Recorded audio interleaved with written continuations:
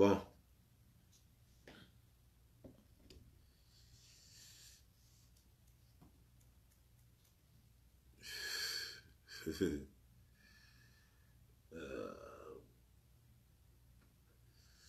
Les gens qui sont allergiques à la vérité. Alors que quand tu viens sur la page de Don Giovanni, il faut accepter la vérité telle qu'elle est. Ah ouais. Ah, ça, c'est ça qui est la vérité. Ah ouais, c'est ça.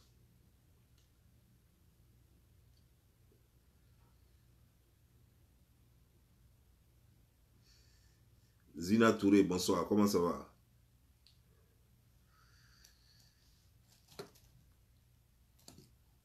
Salut à tous ceux qui cherchent nationalité ivoirienne, là, qui veulent ça en brie. Les usurpateurs. On les appelle les usurpateurs. C'est un crime. Un usurpateur, c'est un crime. C'est un criminel. Usurpateur des titres, par exemple. Tu n'es pas docteur, tu dis que tu t'appelles docteur. C'est un crime. Tu n'es pas professeur, tu dis que tu es professeur. On appelle ça usurpation de titre. C'est un crime.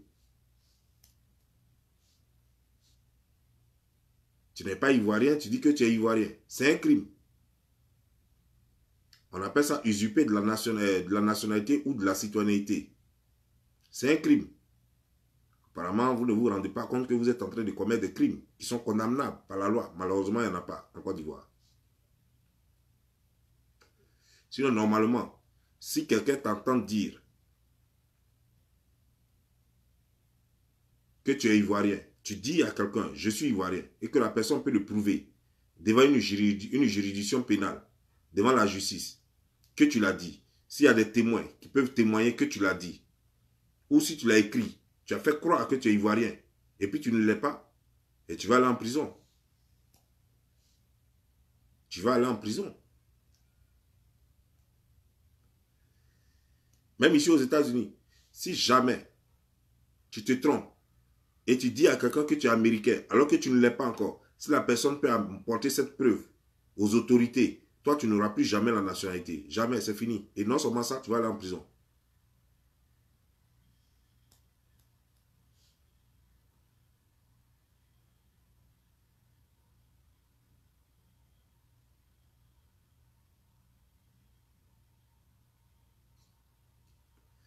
Et en Côte d'Ivoire, n'importe qui se lève, je suis ivoirien. Bon, on va commencer maintenant. Bonsoir, bonsoir, comment ça va? Ça va? C'est Gilles Messon, encore pour vous servir. Voilà. Je suis très heureux de vous retrouver. En effet, ce problème, c'est un gros problème. Ça fait partie de la sécurité de l'Afrique. Vous voyez, si nous voyons les guerres, en fait, les gens qui se lèvent, qui vont découper d'autres personnes, c'est parce que ce n'est pas suffisamment expliqué. Et des hommes politiques entretiennent le flou pour en profiter. Et c'est grave. C'est grave. Parce que vous voyez, ne peut prétendre être citoyen d'un pays que si il a la nationalité de ce pays. C'est-à-dire que comment on obtient la nationalité, par exemple, en Côte d'Ivoire? Par le sang. Il n'y a pas de droit de sol en Côte d'Ivoire. C'est-à-dire que même si tu es né en Côte d'Ivoire et que tu as fait 50 ans en Côte d'Ivoire, on ne te donnera pas la nationalité. En Côte d'Ivoire, ce n'est pas le droit de sol. Ce n'est pas comme d'autres pays où quand tu accouches seulement là-bas, même si tu n'as pas, l'enfant est né seulement sur le territoire, il devient citoyen de ce territoire. Non, ce n'est pas comme ça. En Côte d'Ivoire, c'est le droit de sang. Donc, il faut absolument avoir un parent qui est ivoirien. Un seul parent. Que ce soit ton père ou ta mère. En ce moment, tu peux prétendre être ivoirien. Donc, quand on amène l'extrait de naissance, ta maman doit apporter sa carte d'identité, son extrait de naissance et tout, pour prouver qu'elle est ivoirienne. Pour que toi, on puisse te donner la nationalité ivoirienne. Voilà comment. C'est-à-dire que quand elle va aller faire tes papiers, elle va apporter ton extrait de naissance, elle va apporter elle-même sa carte d'identité, la carte d'identité de son père. Sur la carte d'identité de son père, si c'est marqué dessus ivoirien, ou bien la carte d'identité de sa mère, si c'est marqué dessus ivoirien, et que elle-même, sa carte d'identité, si c'est marqué dessus ivoirienne, toi, l'enfant, on va te donner la nationalité. Ça fait 1. De 2, si tu n'as pas tes parents, si un de tes parents n'est pas ivoirien, tu dois appliquer, faire la demande. Soit ton épouse est ivoirienne, en ce moment-là, tu appliques, tu dis, mon épouse est ivoirienne, ça fait 5 ans qu'on est ensemble, j'ai le droit de demander la nationalité. On te donne la nationalité si tu n'as pas un passé criminel. Je dis bien, si tu n'as pas un passé criminel. C'est-à-dire que si ton casier judiciaire est vierge, on te donne la nationalité. Si ton casier judiciaire n'est pas vierge, on ne te donne pas la nationalité. Peut-être je ne suis pas un expert dans le domaine, mais peut-être que d'autres encore peuvent vous étayer encore plus. Mais ça, c'est ce que je sais. Maintenant, pour avoir fait un certain nombre d'années, je ne sais pas si ça tient en Côte d'Ivoire. Peut-être que tu peux faire l'application et puis on va te donner. Donc, tu peux, si on t'a donné maintenant, soit par mariage ou quoi que ce soit, si on t'a donné la nationalité ivoirienne, tu dois donc avoir un certificat de naturalisation. Un certificat de naturalisation. C'est ce qui fait de toi un citoyen désormais ivoirien. Si tu n'as pas le certificat de naturalisation, tu n'es pas ivoirien. Si tu es allé à la police, que quelqu'un t'a dit, un policier t'a dit, donne-moi 300 000 francs, donne-moi 500 000 francs, pour que je te donne une carte d'identité ivoirienne qui fera de toi un ivoirien, c'est un voleur et il t'a menti. Tu peux avoir une fausse carte d'identité, ça sera forcément une fausse carte d'identité ivoirienne. Si tu vas dans une préfecture, ou bien une sous-préfecture, ou bien dans une mairie, et qu'on te fait un extrait de naissance ivoirien, ça ne fait pas de toi ivoirien. Un enfant peut naître en Côte d'Ivoire. Quand il naît en Côte d'Ivoire, il a le droit à un certificat de à un extrait de naissance. Et si c'est un extrait de naissance en mère République de Côte d'Ivoire, ça ne veut pas dire que toi, qui bénéficie de cet extrait de naissance, qui fait qu'on enregistre l'enfant, ça ne veut pas dire que toi, tu es ivoirien. Il faut encore d'autres dossiers pour prouver que tu es ivoirien. Donc, ce n'est pas parce que vous êtes allé dans une commune et que quelqu'un, par truandise, vous a donné un jugement, c'est comme ça qu'on appelait ça, ou bien un extrait de naissance. Un extrait de naissance. Ça ne fait pas de vous un Ivoirien. Ça ne fait pas de vous un Ivoirien. Même si, pour obtenir l'extrait de naissance, normalement, on amène des documents du père et de la mère qui doivent, l'un d'entre eux doit être ivoirien pour que toi, tu deviennes ivoirienne ou bien ivoirien. Mais tout le monde sait que ces documents sont faux. Donc, si tu vas faire un passeport, tu dois prouver que ton père est ivoirien ou ta mère est ivoirienne. Pour qu'on te fasse normalement un passeport. Mais nous savons tous qu'en Côte d'Ivoire, tu peux donner 100 000 francs, 150 000 francs, même 75 000 francs. Et quelqu'un peut t'établir un passeport ivoirien. Tu as le passeport ivoirien, ce qui ne te donne pas la nationalité. Parce que quand on va fouiller dans les dossiers où tu as déposé pour avoir ton passeport, on ne trouvera pas un certificat de naturalisation, on ne trouvera pas un de tes parents qui est ivoirien. Ça veut dire que tu as un faux passeport déjà. Alors que le passeport est sorti peut-être de cette administration qui délivre normalement les passeports. Donc, c'est un vrai faux passeport. C'est un vrai passeport parce que c'est quitté là où ça doit quitter. Ça a été établi par ceux qui établissent le passeport. Mais c'est un faux passeport parce que tu n'as pas rempli les conditions avant qu'on ne te délivre ce passeport-là. Donc, vous mentez à vous. Vous allez dans les mairies, dans les préfectures, dans les sous-préfectures. Vous faites des extraits de naissance. Vous allez faire des cartes d'identité qu'on connaît tous, qui sont faux. Mais vous n'êtes pas ivoirien. Et c'est pourquoi ce problème de sécurité est très important en Afrique. Dans toute l'Afrique, ça existe. J'ai entendu qu'au Bénin, eux, ils ont trouvé une façon de faire les choses là-bas qui sécurise un peu plus les choses.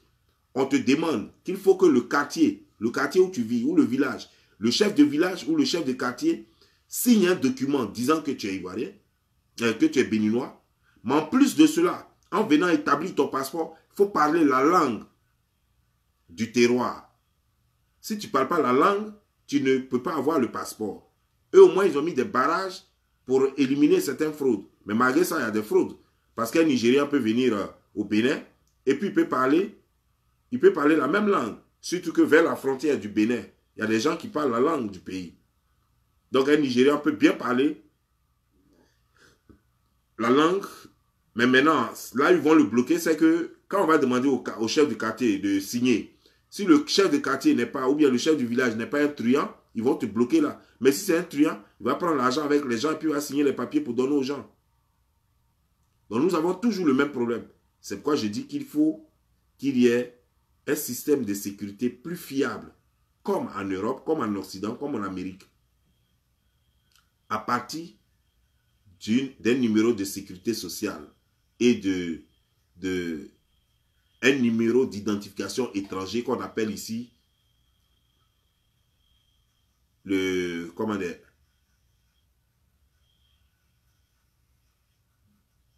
I-94. Ici, on appelle ça le I-94. Ailleurs, c'est que c'est un numéro d'identification d'étranger. On appelle ça Alien Number. Alien qui veut dire étranger, simplement. Donc, numéro d'étranger.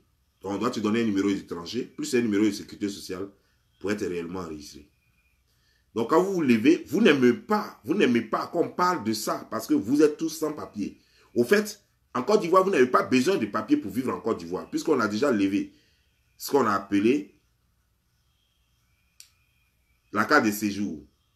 La carte de séjour n'existe plus. Donc, tant que vous êtes en Côte d'Ivoire, vous êtes légalement en Côte d'Ivoire. Mais de là à prétendre que vous êtes ivoirien, ça c'est tout autre chose.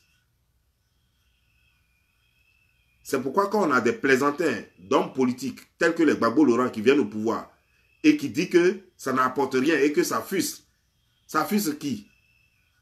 Ça fuse qui? On te parle de protéger les Ivoiriens, tu dis que ça fuse les autres. Donc tu es le président des étrangers alors. Non, ça fuse les étrangers, ça fuse. Et puis ça n'apporte rien à la Côte d'Ivoire. Mais ça apporte des millions. Mais même si c'est 100 millions que ça apporte par an, c'est de l'argent, ça bouche un trou. Non, ça n'apporte rien. Comment ça n'apporte rien? Des gens payent de l'argent, tu dis que ça n'apporte rien. Même si on encaisse même 5 000 francs, 5 000 francs, ou bien même 500 francs, 500 francs, c'est toujours de l'argent qui rentre quelque part, qui peut servir à quelque chose, ça peut créer une cantine quelque part. Tu dis non, ça n'apporte rien. Voilà ce genre de politiciens qui nous mettent dans les problèmes. Aujourd'hui, on ne peut pas faire la différence. C'est ça là qui fait que tout a été planifié. Gbagbo a amené les problèmes là et il n'a cessé d'amener les problèmes. Aujourd'hui, n'importe quel étranger peut prétendre être ivoirien parce qu'il y a quoi pour marquer la différence entre lui et l'ivoirien? Il n'y a rien pratiquement. Nos documents ne sont pas fiables. Pour avoir le passeport ivoirien, on n'a pas de problème. Il suffit de donner un peu d'argent, un policier te délivre ça. Pour avoir la carte d'identité ivoirienne, ce n'est même pas un problème. Pour avoir une attestation d'identité ivoirienne, ce n'est même pas un problème. Tu donnes 10 000 francs à un policier et te fait une attestation d'identité. Tu n'as même pas besoin même de voir un policier. Tu n'as qu'à voir les brouteurs, que ce soit à Cocody, en passant par Djamé, ou bien à chose, comment dire, à Koumansi, ou bien à Port-Boué, partout, à Yopougon. Tu peux avoir la chose, comment dire. N'importe qui va t'établir ça rapidement, attestation d'identité, en mettant même chose, comment dire, le cachet qu'il faut dessus. Tranquille. Donc, quand on a des gens qui ne sont pas intelligents, qui ne savent pas ce que ça veut dire de protéger une société, de protéger des citoyens, voilà ce que ça donne. C'est pourquoi n'importe qui peut se permettre aujourd'hui de dire, il n'y a pas vrai Ivoirien. Quand j'entends même les gens dire ça, ça fait trop mal. Il n'y a pas vrai Ivoirien. Viens dire aux États-Unis ici qu'il n'y a pas vrai Américain. Aux États-Unis, même sur nos papiers là, c'est écrit. Si tu es Spanish, tu peux être Américain, hein? Mais on te dit tes origines là. Il faut dire si c'est latino. C'est-à-dire que si c'est Spanish, si c'est latino, si c'est native American, c'est-à-dire que les gens, les autochtones, les propriétaires de l'Amérique même, on est native américains. Voilà. Donc tu dois choisir là. Si tu es Black African American, on dit Black d'abord. Il faut être noir. Et puis African American. Et puis en plus on met un autre truc. On met qu'il faut préciser que, parce qu'il y a des Mexicains noirs. Donc il faut préciser que tu peux être Mexicain, tu peux être noir. Tu peux être noir sans être Africain-Américain. C'est-à-dire que, donc il faut préciser que tu es noir, mais tu es latino. Donc il y a tout ça, on veut parler donc des Brésiliens, des Argentins noirs, des choses. C'est de ceux-là qu'on veut parler. Donc eux aussi, ils ont leur catégorie. Et personne n'écrit à la discrimination. Dans chaque document administratif que tu dois remplir ces parties-là. Et personne ne dit que c'est de la discrimination. Voilà comment on protège un peuple. Si on avait fait ça, Est-ce que ces gens-là allaient prétendre aujourd'hui être ivoiriens? Ils allaient dire je suis Djoula. Est-ce qu'on allait nous imposer une ethnie Djoula qui n'existe nulle part? On n'allait pas nous imposer ça. Parce que si tu veux même, il faut dire que tu es deux fois Djoula. Ce n'est pas un problème. Dis que tu es nordiste. Ce n'est même pas un problème. On s'en fout. Tant que toi tu payes, ça veut dire que déjà, si tu ne payes pas séjour, ça veut dire que tu es vraiment ivoirien. On s'en fout de tout le reste. Mais si tu n'es pas ivoirien, tu vas payer séjour. Et dans l'administration, les policiers allaient contrôler cela. Dans les rues, dans les maisons, partout. On t'arrête là. Si tu as affaire à quelqu'un, on t'arrête là. Montre tes papiers. On allait vérifier. Mais aujourd'hui, là quoi? Notre système de sécurité nous échappe. Pourquoi? Parce qu'il y a quelqu'un qui est venu enlever ça. Et pourtant, moi je n'aime pas Alassane Draman Ouattara. C'est un Burkinabé, tout le monde le sait. Mais il avait bien fait d'amener cette histoire de cas de séjour. Et il faut que cette histoire, il faut que la carte de séjour revienne le plus rapidement possible pour sécuriser les Ivoiriens. Comme partout dans le monde.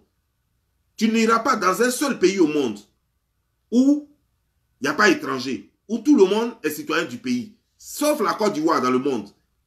Où tout le monde, il n'y a pas d'étrangers en Côte d'Ivoire. Nous sommes à 26, presque 27 millions d'habitants et tout le monde est ivoirien. Il n'y a pas d'étrangers. Tu arrives aujourd'hui en Côte d'Ivoire, tu es ivoirien. C'est seul en Côte d'Ivoire qu'on peut voir ça. Tout simplement parce que quelqu'un a décidé qu'il ne faut pas frustrer les gens. Quelqu'un a décidé que la carte de séjour ne doit pas créer des frustrations, ça ne doit pas faire la différence. Que les frères des autres pays, alors que dans les autres pays, quand vous allez là-bas, vous payez carte de séjour.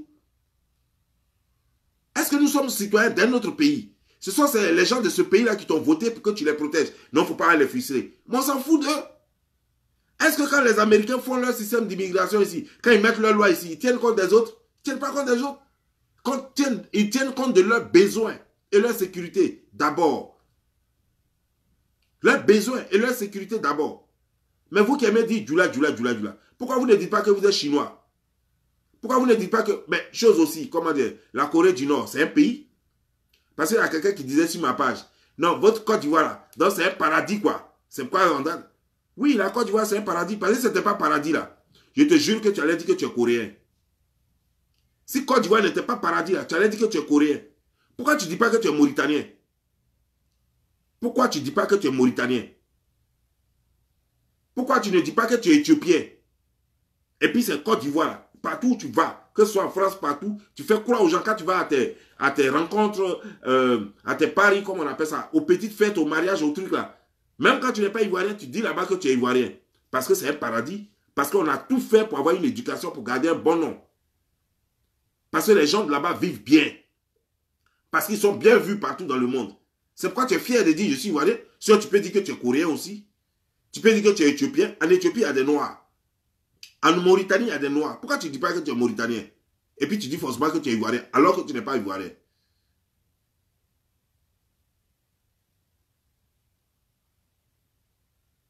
Vous comprenez? Donc c'est un problème sérieux. C'est un problème sérieux. Et ça crée des envahisseurs. N'importe qui se lève aujourd'hui, ceux qui ont peut-être ceux qui sont faciles à identifier aujourd'hui en Côte d'Ivoire, c'est les anglophones. C'est eux qui ont un problème. Les Libériens, les Ghanéens, les Nigérians, tous les anglophones.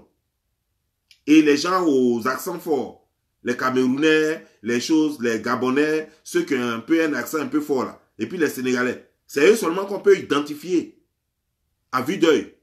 Sur tous les autres là, ils peuvent prétendre être ivoiriens, puis tu n'as rien pour prouver qu'ils ne sont pas ivoiriens. Tu ne peux pas leur demander carte de séjour, parce qu'il n'y a pas carte de séjour en Côte d'Ivoire. Sur quoi tu as te basé pour dire qu'ils sont ivoiriens ou bien ils ne sont pas ivoiriens? Même l'Ivoirien, même là, on peut regarder un Ivoirien dans les yeux, puis on va lui dire que lui, là, n'est pas Ivoirien. Tu as quoi pour prouver que tu es Ivoirien? Il n'y a même pas de différence entre toi et l'étranger. Qu'est-ce qui fait de toi un Ivoirien? Qu'est-ce qui fait de toi un Ivoirien? Tu vas aller à la maison pour chercher la carte d'identité de ta maman ou bien de ton papa? Non. Parce que on va te demander carte d'identité. La même carte d'identité que tu as, c'est la même carte d'identité que l'étranger a. Vous n'avez pas besoin de montrer un certificat. Peut-être que toi, tu as une vraie carte d'identité, lui, il a une fausse carte d'identité, mais le policier n'a même pas d'outils pour savoir même quelle est la carte d'identité qui est vraie ou fausse. Il n'a rien. Il n'y a même pas d'ordinateur dans les trucs. Même leur talkie-walkie ne marche pas. Il n'est pas capable d'appeler la base même pour contrôler. Vérifiez-moi ce numéro-là. Parce que tout n'est même pas enregistré, tout n'est pas informatisé. Voilà le système dans lequel nous sommes. Si c'était informatisé, ici aux États-Unis, le policier, les informations qu'il ne peut pas avoir à partir de son ordinateur dans sa voiture, il prend son truc, son talkie, et puis il appelle dans sa voiture. Vous pouvez me vérifier telle plaque d'immatriculation, vous pouvez me vérifier ce numéro de choses. Pour le numéro, pour les cas d'identité, il n'a pas besoin d'appeler, parce que tout est là devant lui. Mais pour le numéro d'immatriculation, là, il est obligé d'appeler à la base. Il appelle à la base, tous ceux ils vont vérifier là-bas. Ils vont dire oui, c'est bon, la voiture appartient à telle personne. Il dit ok. Et puis ça va te donner ton ticket. Tranquille. Si la voiture est une voiture volée et recherchée, on va lui dire ça depuis la base. D'abord, ça va sortir sur ton ordinateur. Donc la sécurité est là. La sécurité est là. Encore, tu vois, ce n'est pas le cas. Nous sommes dans un taxi, par exemple, comme on a les Woro, nous sommes dans un taxi. Mon voisin, il est d'un autre pays, mais il a une fausse carte d'identité ivoirienne. Et moi, j'ai une vraie carte d'identité ivoirienne. On arrête le taxi, on dit contrôle de routine. Montrez vos pièces d'identité. Je montre ma pièce, il montre sa pièce. Le policier a quoi pour savoir? Il va juste regarder. Ah, ok, d'accord. Ok, tiens. Il va juste regarder la pièce. Alors que le monsieur, c'est même pas, c'est une fausse carte d'identité. Il va le laisser. Et le monsieur peut avoir au moins 40 pièces d'identité comme ça. On va l'amener où? Tant qu'il peut payer avec le brouteur, il peut en avoir plein comme ça. Voilà le problème que nous avons. Ce que les gens oublient, c'est que non seulement ça ne sécurise pas les Ivoiriens, mais l'étranger même n'est pas sécurisé. Parce qu'un étranger qui vient en Côte d'Ivoire aujourd'hui, il peut disparaître. Si ce n'est pas un homme connu, on peut le faire disparaître et puis personne ne sait où il est. Parce qu'il n'est pas enregistré quelque part. Parce qu'il n'est pas connu. Parce qu'il ne paye pas carte de séjour. Parce qu'il n'a même pas carte consulaire. Il peut disparaître dans le pays, là, dans la Côte d'Ivoire. On peut le faire disparaître et puis personne ne sait où il est. Et puis c'est fini pour lui. On peut le tuer, on peut faire tout ce qu'on veut et puis c'est fini. Donc c'est dangereux pour tout le monde. C'est tout le monde qui est en danger. Et les Ivoiriens et les non-Ivoiriens. C'est tout le monde qui est en danger. Peut-être c'est ses parents qui vont dire, mais tiens, il devait rentrer depuis hier soir, il n'est pas rentré, tout et tout. Mais on ne saura même pas où il est. Soit ses parents seuls qui peuvent aller se plaindre quelque part. Mais ils ont quoi même pour contrôler, pour savoir où il est passé, où il est. Sa carte d'identité peut-être elle est fausse. Il n'est pas enregistré quelque part. Voilà le problème que nous avons. Et quand on parle de ça, ceux que ça profite aujourd'hui, qui ne voudraient pas, parce qu'ils ne veulent pas payer 5 francs. Et c'est de bonnes guerres, moi je comprends. Aux États-Unis, ici par exemple, le jour où on va demander aux étrangers de payer peut-être 500 $ par mois. Mais bien sûr qu'ils vont se plaindre. Aucun étranger ne va être content. Aucun étranger ne va être content. Même aujourd'hui, là, s'il y avait possibilité, si les étrangers pouvaient faire de sorte que on dise que même les applications de Green Card et autres, là, qu'on fasse ça gratuitement, mais ils allaient le faire. Mais qui aimerait dépenser de l'argent?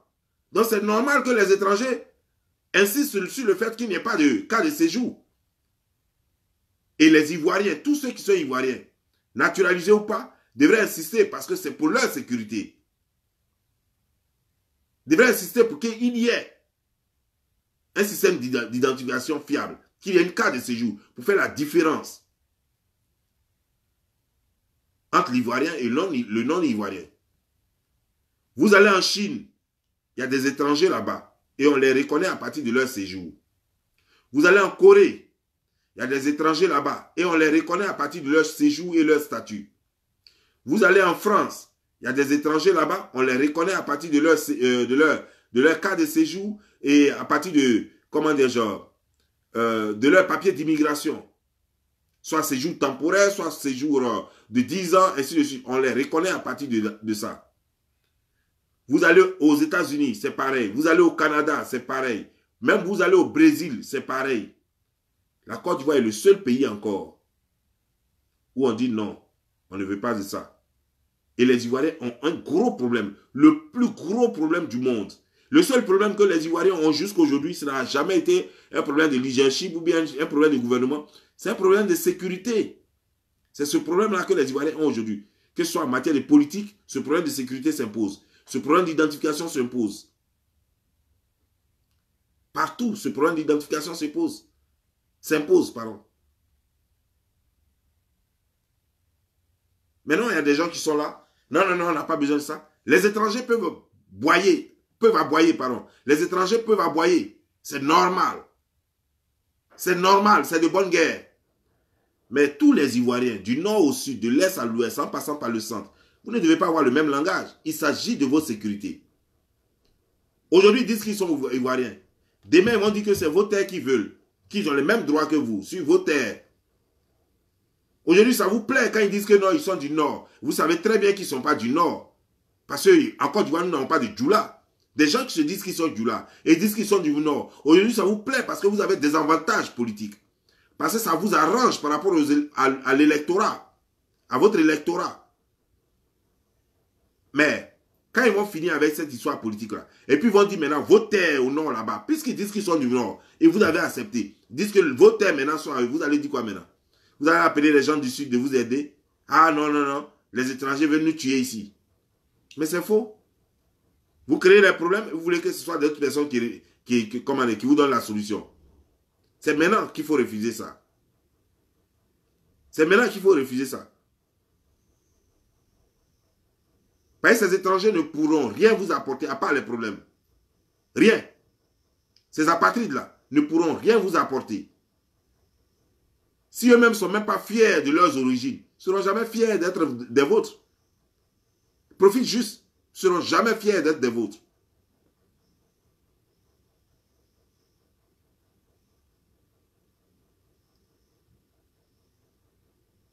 Regardez tous les pays du monde. Tout le monde insiste sur la sécurité. J'entends des gens qui disent, parce que c'est eux là, c'est ces apatrides là qui aiment parler trop de panafricanisme. Ça me fait rire. Est-ce que vous savez ce que c'est que le panafricanisme dont on parle tant? Le panafricanisme ne veut pas dire que tu ne vas plus jamais avoir ton pays. Non, non, non, non. Si on crée le panafricanisme, la Côte d'Ivoire va s'appeler toujours Côte d'Ivoire. Ça ne va pas changer de nom. Si on crée, si on a fédéré l'Afrique, si on dit que l'Afrique devient désormais une fédération, là, le Bénin va avoir toujours son nom Bénin. Là. Côte d'Ivoire va avoir toujours son nom Côte d'Ivoire. Burkina Faso va avoir toujours son nom Burkina Faso. Mali va toujours avoir le même nom. Cameroun, Sénégal et tout cela. Chaque pays va avoir toujours son même nom. Seulement, ça ne sera plus des pays, ça sera des États. C'est déjà État. Hein? La Côte d'Ivoire est un État. Le Bénin est un État. C'est déjà État, mais en même temps pays. En même temps pays. C'est des républiques. C'est des républiques. Mais après, nous ne serons plus dans un régime de république. Nous serons dans un régime fédéral. Mais les États resteront toujours, ça ne va pas bouger. Les États resteront toujours, ça veut dire que quoi? Vous allez toujours avoir votre constitution. Regardez par exemple aux États-Unis ici.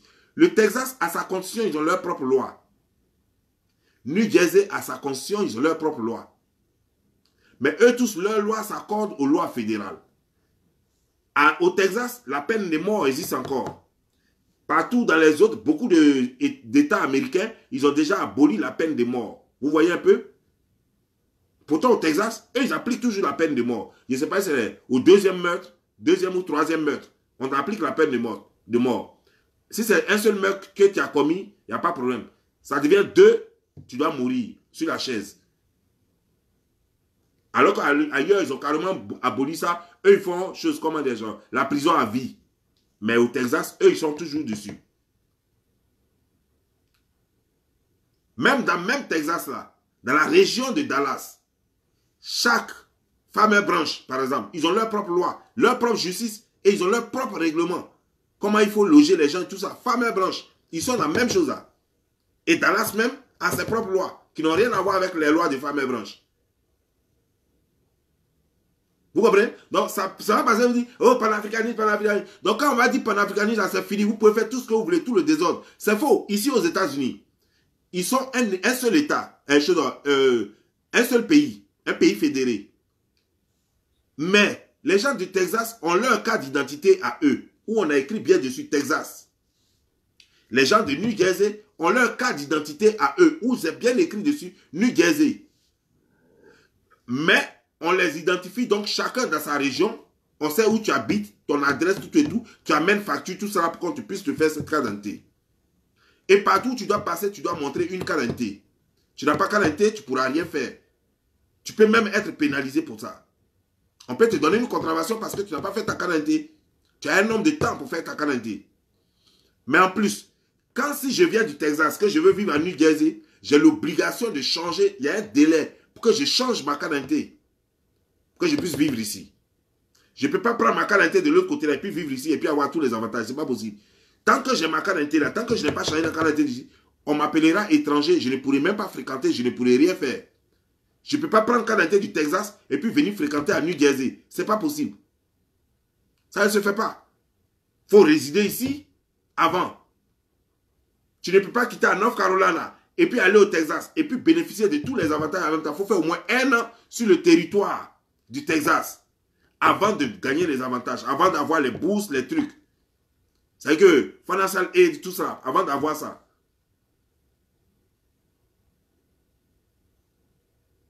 Vous comprenez, non? Donc vous pensez que... ça c'est qui ça?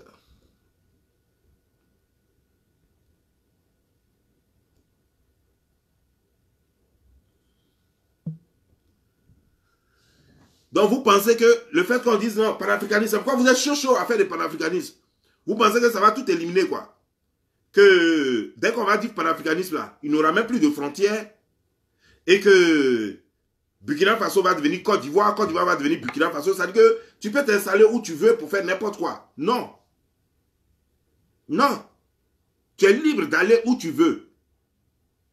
Comme ici aux États-Unis, tu es libre d'aller dans n'importe quel État, mais tu dois t'enregistrer. Tu dois t'enregistrer et être légalement sur le territoire. C'est la même chose qu'on vous demande en Côte d'Ivoire. On n'a pas dit ne venez pas en Côte d'Ivoire. Mais on dit soyez enregistrés. Soyez enregistrés. Voilà tout ce qu'on vous demande. Non, les gens, non, panafricanisme, panafricanisme. Vous n'avez rien compris. Non, mais on est panafricain et puis les gens parlent des choses. Non, ici, là. C'est une fédération, c'est un seul pays. Mais le Texan, on l'appelle Texan. Le New-Yorkais, on l'appelle New-Yorkais. Ça ne le blesse pas. Il ne dit pas, mais c'est même États-Unis. Pourquoi on m'appelle New-Yorkais?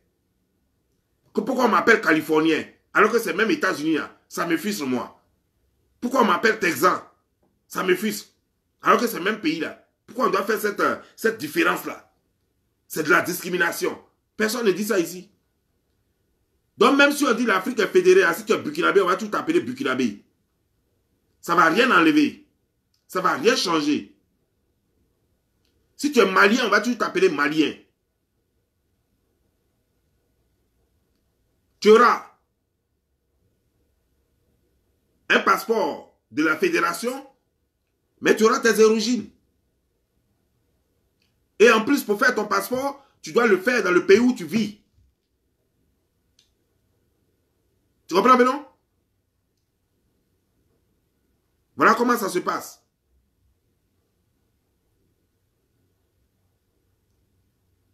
Et en plus, si tu viens du Texas, pour avoir une carte d'identité ici, à New Jersey, tu dois donner ta carte d'identité du Texas. Tu dois leur donner, eux, ils vont bloquer ça. Eux vont bloquer ça d'abord. Ça veut dire que donc, eux, ils te prennent ce que toi tu avais du Texas là. Et ils vont retourner ça au Texas. Ils vont ramener ça là-bas. Et ils vont te donner une autre carte d'identité maintenant. Donc désormais, c'est eux qui te... Donc ils savent où tu es quitté. Et ils vont enquêter d'abord. Ils vont savoir si tu es recherché là-bas ou pas. Avant de te donner leur papier d'ici. Et ça sera le même système. Donc ne pensez pas que non, panafricanisme là, ou bien fédération là. Le fait de fédérer l'Afrique, ça va éliminer tout quoi. Donc directement, tu vas te balader comme dans ton salon. Tu vas te balader dans toute l'Afrique comme dans ton salon, sans papier. C'est faux. C'est pas comme ça que ça se passera. Tu auras forcément besoin de papier. Les Burkinabés auront leur police, comme la façon dont ils ont leur police aujourd'hui, rien ne changera. Ils auront leur parlement, comme la façon dont ils ont leur parlement, là, rien ne changera. Les Texans, ils ont leur parlement. Les Texans ont leur parlement. Les gens de New Jersey ont leur parlement. Et ils ont leur gouverneur. Et donc vous aurez toujours votre gouverneur, qui sera un peu comme votre président.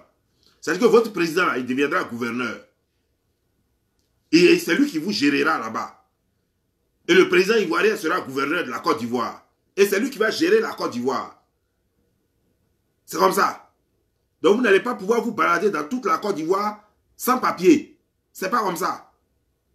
La Russie est une fédération. Et j'ai fait la Russie. Et c'est pareil comme ça là-bas. La carte d'identité de Perm n'est pas pareille que la carte d'identité des gens de Moscou. La carte d'identité des gens de Moscou n'est pas pareille que la carte d'identité des gens de Saint-Pétersbourg et Ekaterinbourg. Et c'est comme ça que ça est. Donc si vous voulez, non mais vous parlez, vous voulez, vous dites que vous êtes panafricain, mais après là vous dites que non, les autres, vous rejetez les autres. Même jusqu'à même... Comment il s'appelle? Kémy Séba même a fait cette erreur. Non, quand il parlait de cette histoire de Côte d'Ivoire, non, comme moi je suis panafricain, moi le fait de rejeter les autres Africains, mais on ne rejette pas, c'est ça on appelle la sécurité, mon frère Kémy Séba. C'est ça la sécurité. Personne ne rejette. On ne rejette personne. Les Burkinabés sont nos frères. Les Maliens sont nos frères. Les Guinéens sont nos frères. Si on a fédéré, nous serons dans le même pays. Et nous serons nous allons nous plier devant le même drapeau. Mais ils seront toujours Burkinabés, ils seront toujours Maliens, ils seront toujours Guinéens, et ainsi de suite. Ça ne changera pas. Ça ne changera pas. Le panafricanisme ne vient pas pour abolir, comment dire, genre, les régions, ou alors pour abolir les ethnies, ou alors pour abolir les familles. Non, le panafricanisme ne vient pas pour ça. Le panafricanisme vient pour avoir un seul plan commercial. C'est surtout pour le commerce. Un seul système de sécurité. Ça veut dire qu'avoir un parlement, nous, à part les petits parlements qu'il y a déjà dans chaque pays, dans chaque État, on va avoir un grand parlement, on va avoir une seule armée, on va avoir un seul système de commerce. C'est ça le panafricanisme. Le panafricanisme ne vient pas pour dire, désormais, Adjo, mets tes mains dans la poche, tu quittes au Burkina Faso, tu n'as pas besoin de quarantaine pour venir en Côte d'Ivoire. Non, le panafricanisme ne le dit pas. Le panafricanisme ne te dit pas que tu peux quitter au Burkina Faso ou bien en Côte d'Ivoire et puis aller jusqu'en Afrique du Sud sans pièce d'identité. Non, le panafricanisme ne le dit pas. C'est pas ça le panafricanisme. Parce que le panafricanisme tient compte de la sécurité des uns et des autres.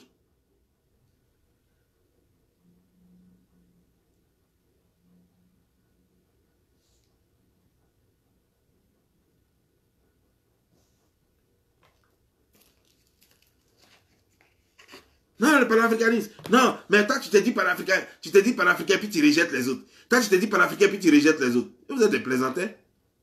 Le fait que le Texan ait sa carte d'identité, ça veut dire qu'il n'est plus américain.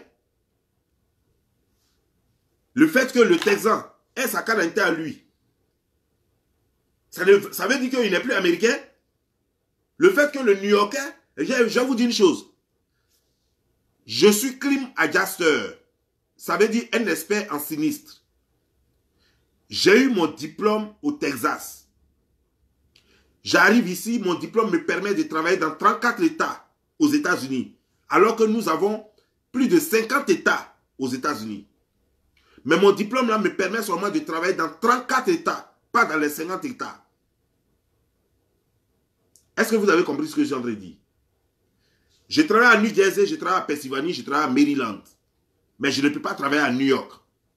Pour que je travaille à New York, je dois aller passer le même concours là. C'est-à-dire que le même examen là, le même diplôme là, je dois aller passer ça à New York pour être capable de travailler à New York. Alors que c'est le même pays là.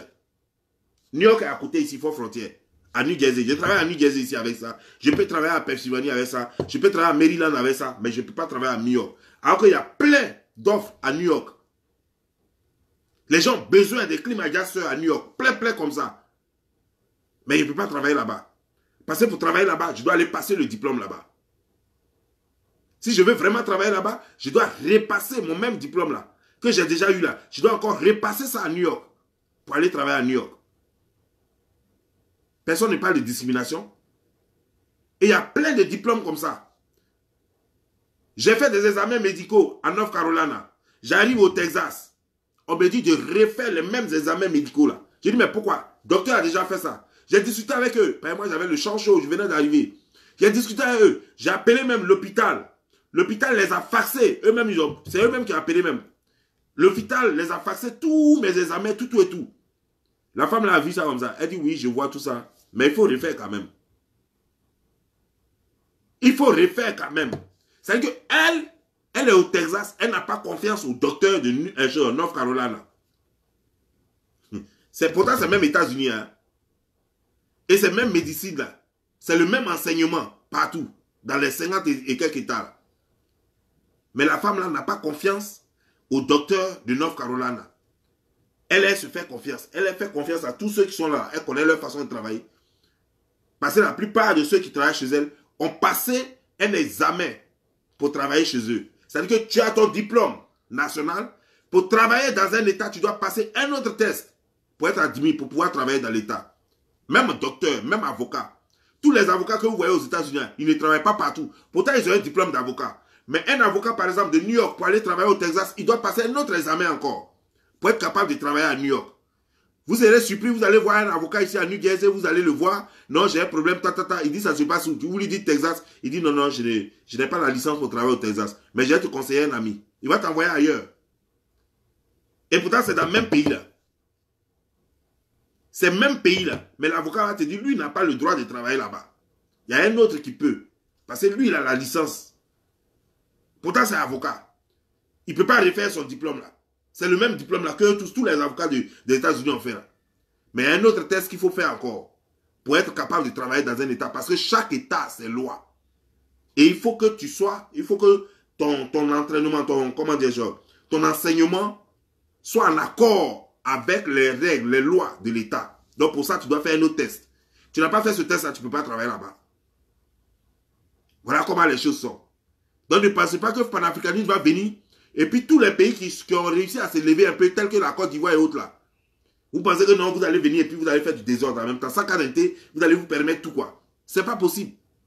C'est pas ça le panafricanisme. Si c'est ce que Kémy Kéba est venu vous dire au Burkina Faso là-bas, dites que moi, Gilles Messon dit, il ment. Que c'est faux. Qu'aucun pays au monde ne pourra accepter ça. Aucun pays au monde ne pourra accepter ça. Vous venez en Côte d'Ivoire, non, non, nous sommes choses. Le malinqué, ça existe. Et malinqué, il y en a partout. Il y en a en Côte d'Ivoire, il y en a au Mali, il y en a même en Gambie. Il y a les malinqués en Gambie. Gambie qui n'est pas à côté de nous, qui est très très très loin de nous. Il y a malinqués jusqu'en Gambie. Il y en a en Guinée. Donc tu ne peux pas venir en Côte d'Ivoire et te présenter comme un malinqué. Ça veut dire que tu n'es pas ivoirien.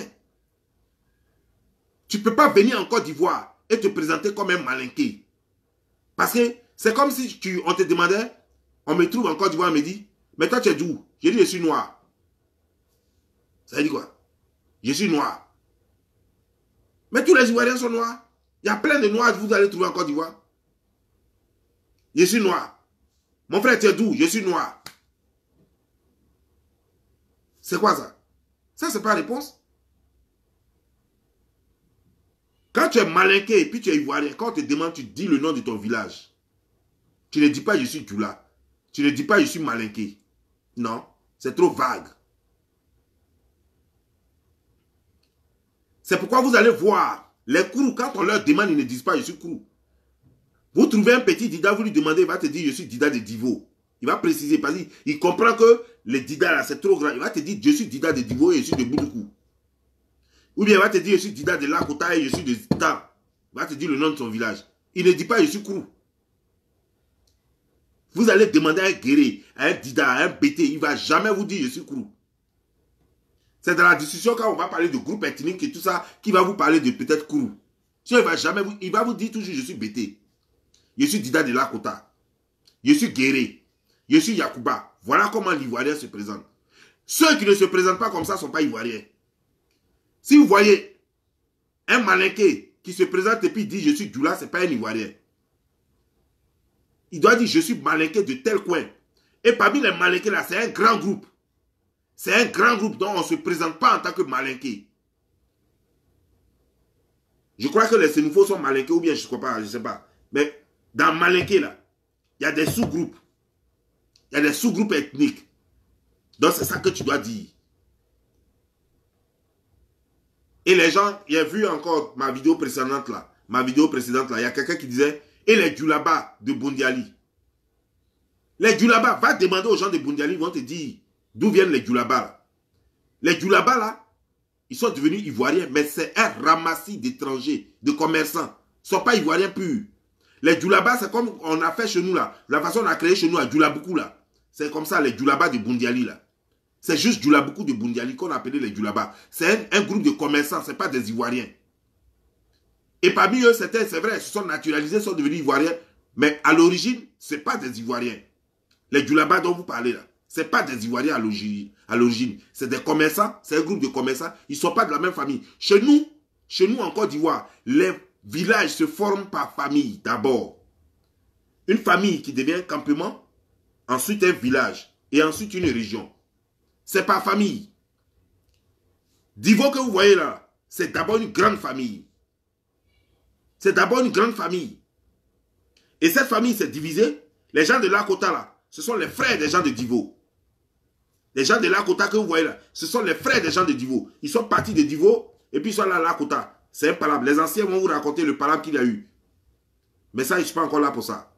C'est le palabre qu'il y a eu entre deux frères. L'autre s'est éloigné. Puis il a créé. C'est la même famille qui a continué. On ne prend pas, on ne ramasse pas des gens là qui viennent de part et d'autre pour les mettre quelque part pour dire que non, ça c'est un village, c'est une ethnie. C'est faux. Ils ne sont pas famille. Les Djoulaba de Boundiali ne sont pas une famille. Ils n'ont pas même grand-père. Ce n'est pas une famille. Ils n'ont pas même arrière-grand-père.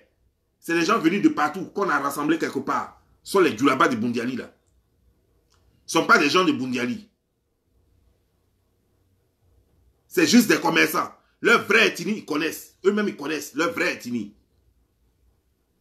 Leur vraie ethnie, c'est les gens de Boundiali qui les ont surnommés Djoulaba. Sinon, Djoulaba, ce n'est pas leur ethnie. Ce n'est pas leur nom.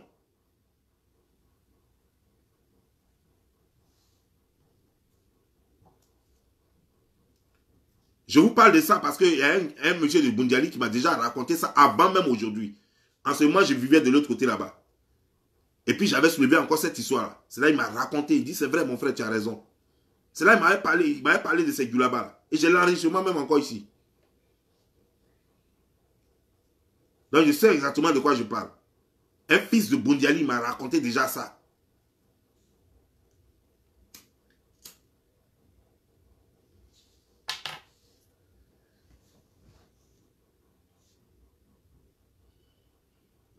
Donc, vous voulez dire que non, vous allez partout, vous allez passer, vous allez dire, non, je suis chose. Je suis Djoula. Je suis Djoula de Divo. Je suis Djoula de Gaïwa. Je suis Djoula de Dabou. Ça, c'est quoi ça? Donc, moi, je vais dire carrément, je vais venir ici aux États-Unis. Et puis, je vais dire que je suis Dida de choses comme de Newark. Ou bien Dida comment, East Orange.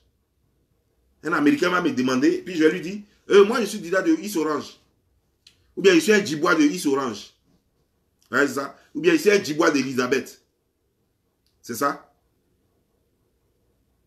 Quand vous voyez dans leur truc là, il y a Dida dedans.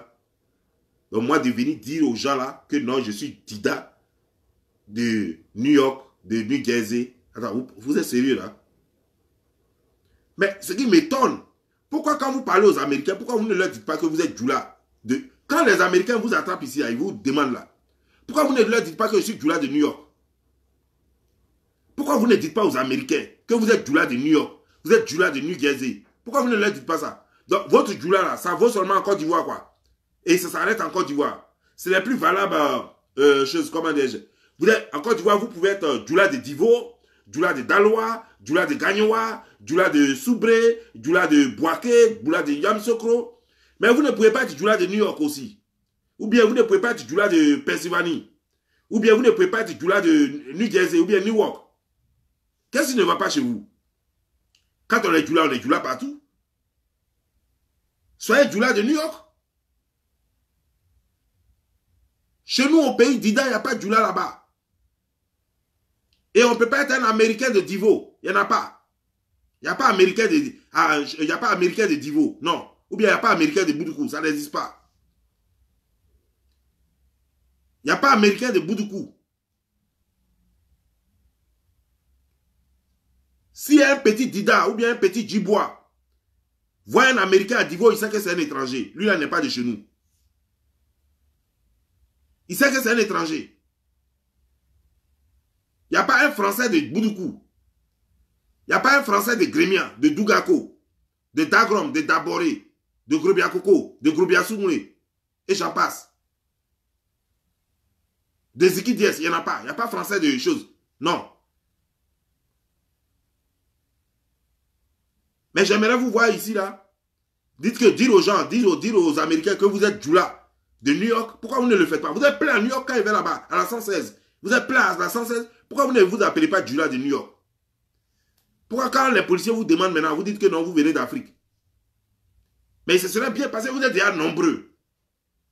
Vous pouvez même dépasser les 2000. Il y a Guinéens, il y a Maliens, il y a Burkinabé, il y a chose Sénégalais. Vous êtes trop bons là à 116. C'est carrément l'Afrique en miniature. Mais pourquoi vous ne dites pas aux Blancs que là, c'est chez nous? Nous sommes les Djoula de New York. Pourquoi vous ne dites pas ça? C'est là que ça allait devenir intéressant.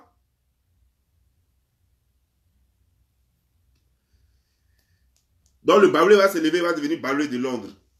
Ouais, je suis Baoulé de Londres. Ah ouais. C'est ça, hein. Je suis Baoulé de Londres. Mais là encore, c'est bon parce que tout ça, c'est ethnie.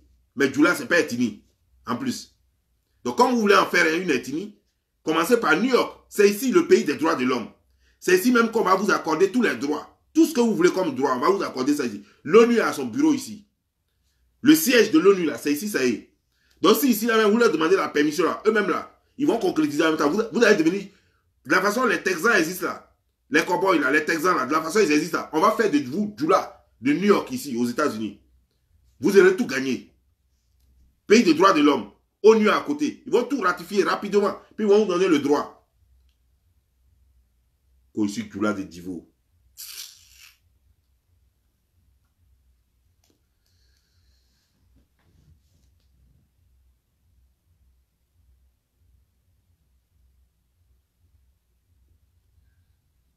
Il y a quelqu'un qui dit pourquoi connaître le village d'un Ivoirien. Mais même aux États-Unis où ils sont là, où nous sommes là. Quand même, une chose, comment dire, genre, excuse-moi. Quand un Texan vient ici là, on lui demande, les Américains lui demandent, tu es quitté où? Il dit, je suis quitté au Texas. Ah bon, tu es quitté au Texas, tu es où ça? Non, je suis de Dallas, je suis de Houston, je suis de tel, je suis de Austin. Ils vont te dire d'où ils sont. C'est partout dans le monde, c'est comme ça. Même en France, quand le Bordelais vient, il dit que je suis de Bordeaux. Quand le Marseillais vient, il dit je suis de Marseille.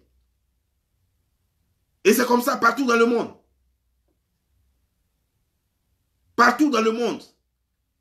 Que ce soit en Asie, en Europe ou en Amérique, partout dans le monde, c'est comme ça. Tu comprends? Canada, là, c'est un seul pays. Mais quand le Québécois arrive vers le côté anglophone, là, on lui demande, mais toi, tu viens d'où? Il dit, je suis du Québec. Ah, ben tiens. Je suis près de la rivière de Saint-Jean, là. Près de la rivière Saint-Jean. Ah, mais tiens, je connais, mais cette rivière, elle est bien. Mais et puis, on commence à causer. Ça n'a jamais fait de mal à quelqu'un. C'est vous seul, je ne sais pour quelle raison, ça vous fait mal. Quand on vous dit, dites d'où vous venez, vos origines. Ça vous fait mal. Non, je suis Djoula. Djoula, depuis quand c'est ethnie? Depuis quand Djoula est ethnie? Le grand-père Djoula, là, il était où? Quel était son village? Il est quitté où? Il ressemblait à quoi? Sa barbe là touchait où? Votre grand-père Djoula, là, il était où? Quelle est son histoire? Nous connaissons les Malinqués. Les Malinqués ne sont pas Djoula. Les Malinqués, comme on le dit, ils parlent Malinqué et puis ils parlent Mandingue. Le Malinqué parle Malinqué, il parle Mandingue. Le Bambara est assimilé au Djoula. C'est une langue commerciale aussi. Comme le Nushi, comme le Biguine au Nigeria et au Bénin. Les Nigérians parlent le Biguine, les Béninois parlent le Biguine, les Camerounais parlent le Biguine. Ça ne fait pas d'eux la même ethnie. Le Biguine est parlé carrément dans toute la sous-région là-bas. Mais ça ne fait pas d'eux une ethnie.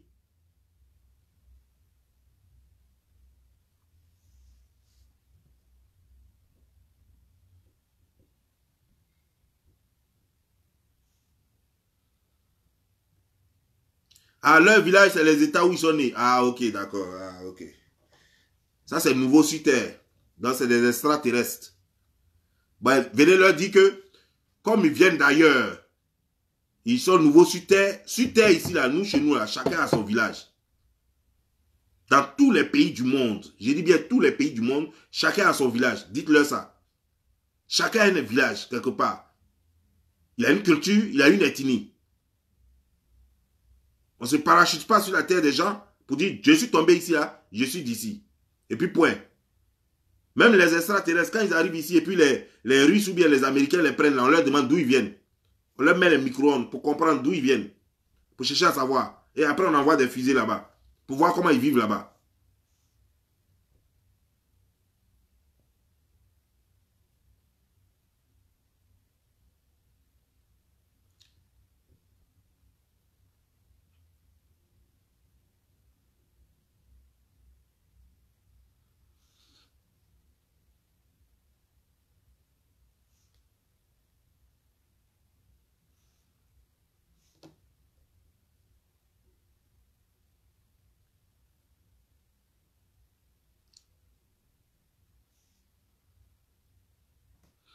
On me demande c'est quoi mon problème. Mais nous parlons de la sécurité de l'Afrique. Moi, j'ai mes parents en Afrique.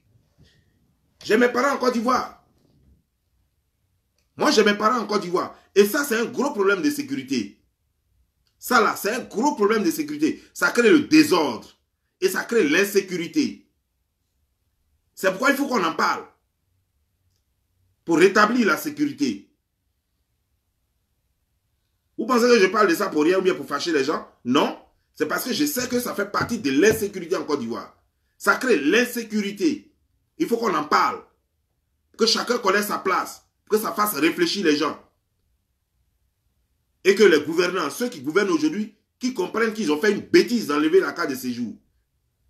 Qui comprennent qu'une bêtise a été faite. Aujourd'hui, Alassane Draman Ouattara a certainement bien envie de mettre la carte de séjour. Mais il ne pourra plus la mettre puisque c'est laissé prendre au piège. Puisqu'il a joué le jeu de la xénophobie et du racisme. Le jeu de la division. Donc finalement, il ne veut pas mettre ça pour ne pas que ceux qui le supportent, qui sont étrangers, qui se font appeler Djoula, pour ne pas que ceux-là le sanctionnent par les urnes et dans sa politique. Alors il n'est pas prêt à mettre cela. Et pourtant, je suis sûr que la même réflexion qu'il avait au temps où il mettait ça, il a la même réflexion là aujourd'hui. Mais il est pris au piège, il ne peut plus le faire. Allez-y demander à Gbagbo pourquoi il a enlevé ça même. Pourquoi il a enlevé ça? Que non, ça met mal à l'aise des gens. J'ai la vidéo là ici même. J'ai la vidéo ici. Que ça n'apporte rien. Et ça fusse les gens. Ça c'est quelle réflexion? Voici un chef d'État qui réfléchit comme ça. Voici un chef d'État. Réelle réflexion de chef d'État. Il ne sait pas que cas de séjour là, ça fait d'abord la différence entre les gens, les étrangers et ceux qui vivent sur le territoire et les citoyens du pays. C'est déjà bien. Mais en plus, ça fait rentrer de l'argent. Et il dit dans sa vidéo même que ça ne fait pas rentrer de l'argent. C'est la partie même qui m'a tué. Il dit non, ça ne fait pas rentrer de l'argent. Vous pensez que si l'immigration ne fait pas rentrer de l'argent, les Américains, les Canadiens, tout cela vont faire payer tout cet argent aux gens? Même dans les ambassades, les gens prennent l'argent et ils ne remboursent même pas. Soit même tu refuses le visa, ils ne te donnent pas. Ils ne te donnent pas le visa, mais ils ne te remboursent pas ton argent. Parce que l'immigration, c'est une source d'argent. Ça fait rentrer de l'argent dans les pays. Mais Gbagbo seul lui dit que non, que l'immigration ne fait pas rentrer de l'argent. Je ne sais pas où il a fait ces études-là. Je ne sais pas quel conseiller, avec quel conseiller il a discuté. Il dit que ça ne fait pas rentrer de l'argent. Il dit que ça fiche les gens. Comme si c'est les étrangers qui l'ont voté. Tu as été élu pour être président de la Côte d'Ivoire. Ou bien pour être président de la CEDEAO. Mais mon Dieu.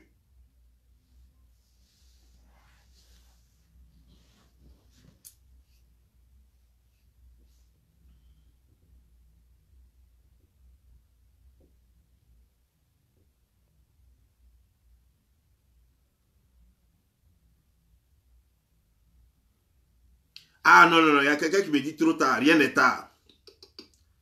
Vous savez ce que vous ne savez pas, c'est que tous les Ivoiriens attendent seulement que l'ordre se rétablisse, que le Burkinabé de Sendou retourne dans son Sendou, dans son Bafora, à Sendou précisément, côté de la montagne de Sendou, pour que l'ordre soit rétabli en Côte d'Ivoire. Et tôt ou tard, l'ordre sera rétabli. Et vous ne pourrez rien contre ça. Parce que si on suit le progrès, si la Côte d'Ivoire veut devenir riche pour protéger sa richesse, elle n'a pas le choix que de faire la politique de la sécurité. Quand on est riche, on protège sa sécurité, on protège sa richesse. Et la Côte d'Ivoire ne peut pas faire exception. Quand elle regarde autour d'elle, elle veut ressembler à l'Afrique du Sud, elle veut ressembler à tous les pays. Mais tous ces grands pays-là ont un système de sécurité qui passe forcément par une carte de séjour, soit temporaire et définitive. Ensuite, la nationalité. C'est une procédure. Tous les pays le font. Et la Côte d'Ivoire ne peut pas faire exception. Et vous le savez. Donc ça, ce n'est pas une guerre des Ivoiriens. Ce n'est pas chose. C'est les Blancs même qui vont imposer ça à la Côte d'Ivoire. S'ils veulent que eux, tous leurs investissements en Côte d'Ivoire soient sécurisés, ils seront obligés d'imposer ça à la Côte d'Ivoire tôt ou tard. C'est même pas du vouloir même des Ivoiriens. Mais les Blancs même vont imposer ça à la Côte d'Ivoire. Juste à cause de leurs biens, à cause de leurs investissements, à cause de leurs investissements. Ils vont imposer ça à la Côte d'Ivoire. Regardez seulement, vous allez voir. Ce ne sera même pas les Ivoiriens qui vont demander ça. Même si les Ivoiriens le veulent, mais ce ne sera même pas eux.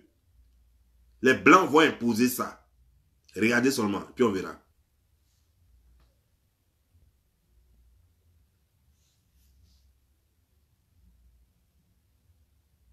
Oh, je vais mettre Baïgon tout à l'heure. Christian Balou. T'inquiète même pas. Je vais mettre Baïgon tout à l'heure.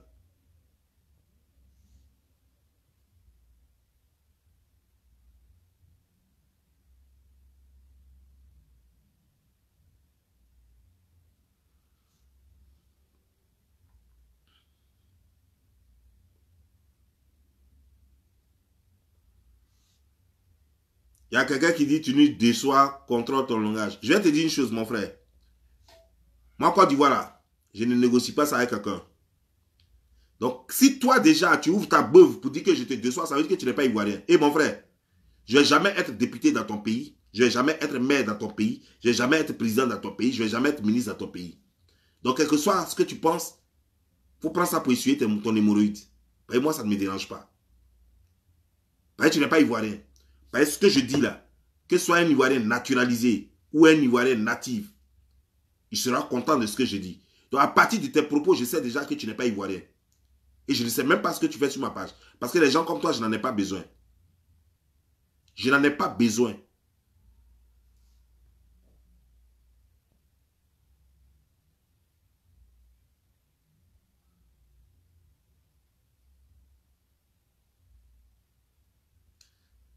Et puis, bizarrement, quand vous parlez d'intégration sous-régionale, j'ai l'impression que c'est vous devez vous intégrer seulement en Côte d'Ivoire, mais les Ivoiriens ne doivent pas s'intégrer chez vous. Et ça fait rire.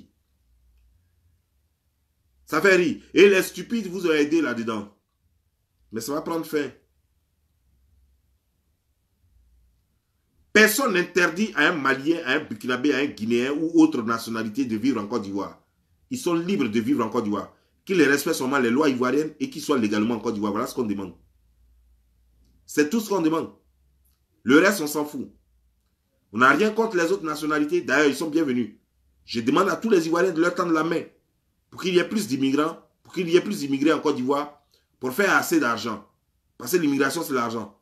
Mais pour qu'il y ait sécurité, il faut qu'on identifie tous ceux qui rentrent en Côte d'Ivoire. Et que les frontières soient fiables. Voilà ce que je demande. Voilà ce que moi je demande. Rien d'autre. Pour qu'il y ait la Côte d'Ivoire soit Côte d'Ivoire, pour que nous progressons, faisons comme le reste du monde. Pour qu'il y ait la sécurité en Côte d'Ivoire, faisons comme le reste du monde. Quiconque rentre en Côte d'Ivoire doit être identifié. Aujourd'hui, il y a des gens qui se mettent même dans le ventre de moutons, dans le ventre de cabris, dans le ventre de poulet même, pour rentrer en Côte d'Ivoire. On ne sait même pas pourquoi ils sont là, ce qu'ils font, quelles sont leurs vraies intentions. C'est pour faire coup d'État ou c'est pour tuer nos enfants ou puis les amener ou faire des sacrifices. On ne sait pas. Et les gens rentrent chaque jour et il n'y a rien. Et dès qu'ils sortent de leur mouton, ou bien dès qu'ils sortent de leur cabri, ou bien dès qu'ils sortent de leur poulet, paf, ils sont dans les rues. Et personne ne doit les contrôler. On ne doit rien dire. Sous quel prétexte? Sous prétexte qu'on ne doit pas nous prendre pour des xénophobes, on ne doit pas nous prendre pour des racistes, c'est l'intégration, c'est ceci, cela. Quelles sont ces manières? Quelle est cette bêtise? Quelle est cette bêtise? Le fait que je veuille la sécurité dans un pays veut dire que je ne veux plus. Mais attends, je suis aux États-Unis. Je suis aux États-Unis et j'aime les Américains. Mais je ne suis pas marié à une Américaine. Je ne suis pas marié à une Américaine. Alors, est-ce que le fait de dire qu'il faut que quelqu'un soit réglo dans un pays veut dire qu'on déteste la personne? Il y a des gens qui n'ont jamais mis pied au Burkina Faso mais qui sont mariés à des Burkinabés. À des femmes burkinabées. Pourtant, ils ne connaissent même pas Burkina Faso. Est-ce que parce qu'ils sont mariés à ces femmes burkinabées veut dire qu'ils aiment trop le pays, quoi? Ils ont marié la fille, pas le pays. J'ai une relation avec un Burkinabé, j'ai une relation avec un Guinéen, j'ai une relation avec un Malien et j'en passe. Ma relation est personnelle. Les pays gèrent les intérêts. Un pays se protège. Ma relation que je gère avec l'individu, la personne se protège, je me protège. On gère une autre relation. Ça n'inclut pas tout son pays. Ça n'a rien à voir. Ce n'est pas parce que j'aime la personne que j'aime son pays, ou ce n'est pas parce que je déteste une personne que je déteste son pays. Ça n'a rien à voir. Je veux la sécurité pour la Côte d'Ivoire, ça ne veut pas dire que je déteste les choses, tous les pays de la sous-région. Et le fait de dire que tous les pays de la sous-région doivent être en Côte d'Ivoire sans séjour ne veut pas dire que j'aime tous les pays de la sous-région, ou bien tous les ressortissants de la sous-région. Ça ne veut rien dire du tout. Ça peut être juste par, comment dire, par ruse politique. Je peux dire que je veux tous les pays parce que je veux qu'on me vote. Ça peut être juste une ruse politique. Ça ne veut pas dire que j'aime forcément tous les gens de la sous-région. Est-ce que je connais tous les gens de la sous-région même d'ailleurs? Je ne les connais pas. Demandez à Alassane même, il connaît combien dans sa vie là? Il connaît combien de Béninois, combien de Burkinabés? Lui-même qui est Burkinabé d'origine, il connaît combien de Burkinabés? Demandez à Alassane Draman Ouattara, il connaît combien de Maliens de sa vie? Il connaît combien de Guinéens? Alors, il les utilise, c'est juste une ruse politique. Il les utilise pour arriver à ses fins, c'est tout. Depuis qu'il est là, il a déjà fait combien d'usines au Burkina? Ou bien au Mali? Ou bien en Guinée? Ou bien au Sénégal? Ou ailleurs? Ou bien au Togo, au Bénin? Il a déjà fait combien d'usines là-bas? Il a déjà fait combien de routes là-bas? Et vous croyez que c'est pour vous? Mon Dieu. Depuis qu'il est dans son truc de rattrapage là, combien d'emplois il a donné aux Maliens? Il a donné combien de postes aux Maliens? Combien d'emplois il a donné à choses, comment dire, aux Burkinabés et aux Guinéens? Combien d'emplois il a donné aux Sénégalais, aux Togolais, aux Béninois et autres, j'en passe. Mais les gens qui l'utilisent, c'est à eux qui donnent un peu de miettes. Les gens à qui donnent l'argent, ceux qui sont dans l'armée, parce qu'ils les utilisent dans l'armée. Le jour n'aura plus besoin d'eux, il va les jeter. Les Guinéens, la Guinéenne, Kanya Kamara par exemple, c'est parce qu'il l'utilise. Parce qu'à un moment donné, elle était là pour lui. Point. Elle est guinéenne. Et les deux ont une relation. Et cette relation, sur la base de cette relation, les deux s'entraident. Point. Ça ne veut pas dire qu'il va aider toute la Guinée. Sinon, ça fait 10 ans quand même qu'Alassane Draman Ouattara au pouvoir. Hein, mais il y a toujours la misère en Guinée. Il y a toujours la misère au Burkina Faso. D'ailleurs, c'est lui qui a voulu faire coup d'État au Burkina Faso. D'ailleurs, vous les Burkinabés, même quand vous avez chassé votre ancien président, c'est lui qui l'a logé. Ça veut dire clairement qu'il ne vous aime pas. Parce que vous rejetez quelqu'un, votre ennemi, c'est lui qui l'héberge. Alors, ouvrez les yeux.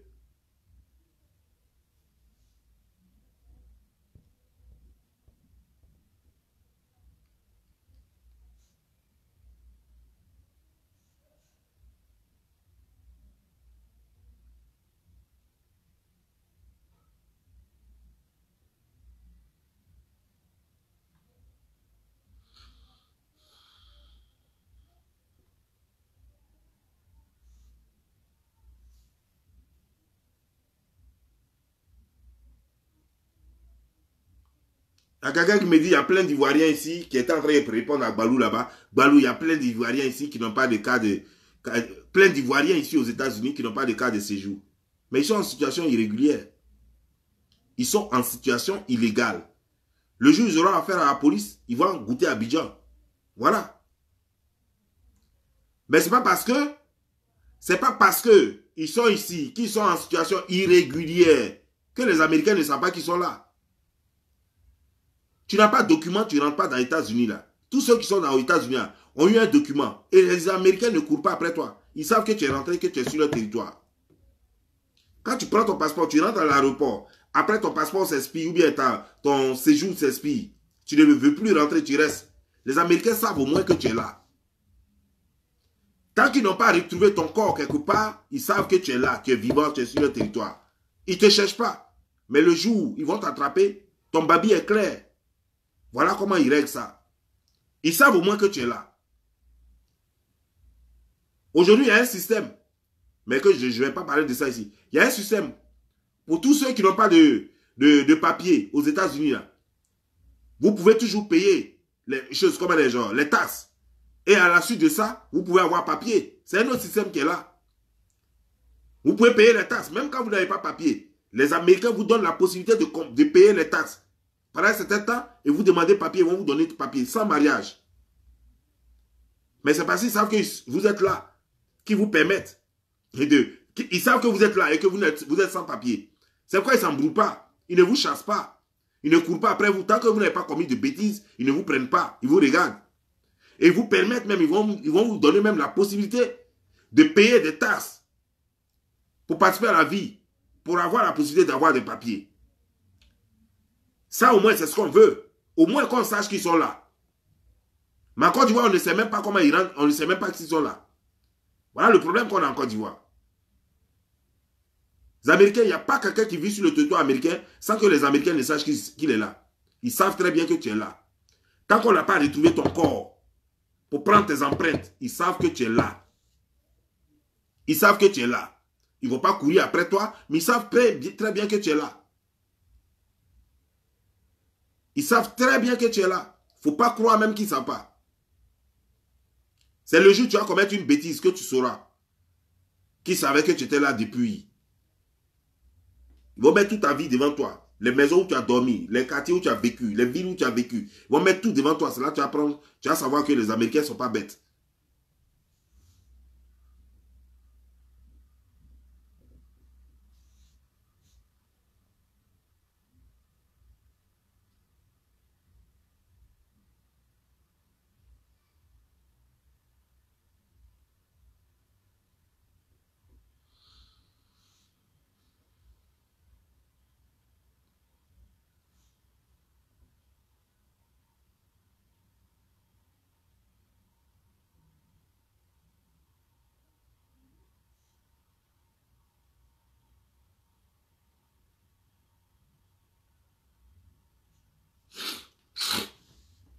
Les pays hors CEDEAO, il y a quelqu'un qui me dit, mais il y a toujours cas de séjour pour les pays hors CEDEAO. Les pays hors CEDEAO, parce qu'il y a cas de séjour, donc eux, ils ne nous créent pas de problème. Vous voyez que c'est parce qu'il y a cas de séjour qu'eux, ils ne nous créent pas de problème. Et que c'est les pays de la CEDEAO, comme il n'y a pas de séjour là, c'est eux-mêmes qui viennent. Ils rentrent même dans le poulet, dans le cul de poulet, ils rentrent dedans pour venir en Côte d'Ivoire. Ils rentrent dans le cul de mouton, à cul de cabri pour venir en Côte d'Ivoire. Parce qu'il n'y a pas de séjour. Si on mettait ces jours-là, vous alliez voir qu'il y a beaucoup même qui n'avaient même pas venir. Beaucoup n'allaient pas venir. Chaque fois que tu rentres dans un pays, on te demande toujours la raison. Pourquoi tu es là et où tu vas? Partout dans le monde où tu vas, tu arrives quelque part. Il y a 2 questions, 3 questions même on va te poser. La première question, c'est pourquoi tu es venu?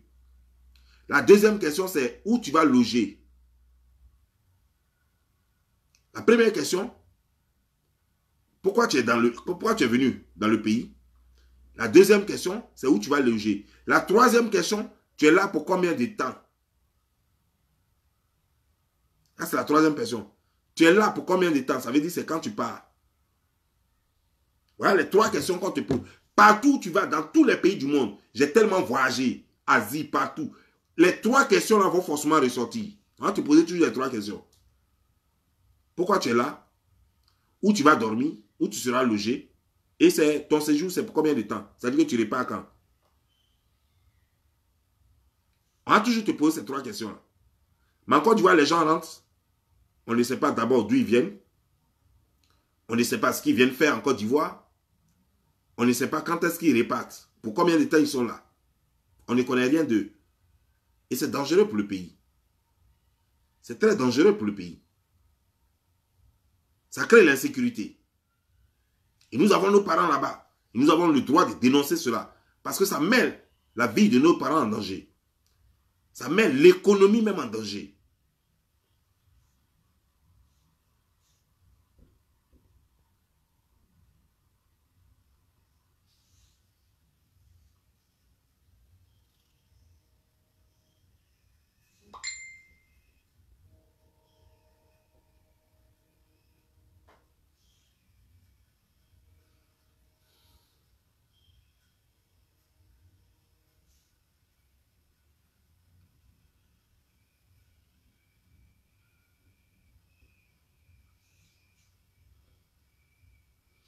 Quelqu'un me dit, tu n'as pas dit que tu ne parles plus politique. Si je parle politique, c'est dans ta bouche, je parle.